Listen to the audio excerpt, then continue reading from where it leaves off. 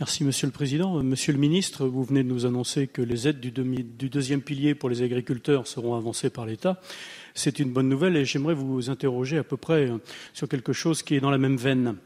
Avec la loi de modernisation de l'action publique territoriale et d'affirmation des métropoles, dite loi MAPTAM, la génération de fonds européens pour la période 2014-2020 est pilotée non plus exclusivement par l'État, mais principalement par les régions, ce dont je me félicite.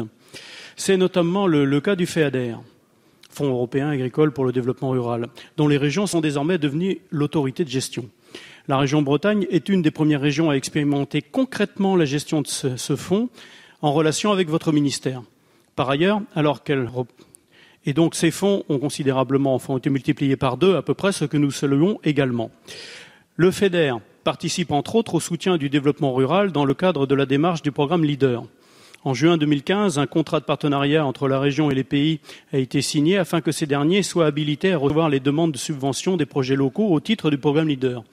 Cependant, il semblerait que les engagements juridiques d'attribution de subventions ne pourront être signés qu'à la fin de 2016 au plus tôt et que rien ne serait définitif avant 2017.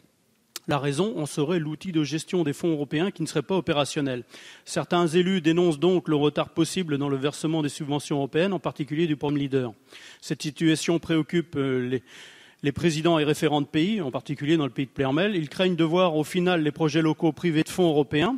Les avances possibles ne seraient pas remboursées, les projets seraient reportés ou annulés, sans compter les problèmes de trésorerie que cela pourrait faire peser sur les finances des pays.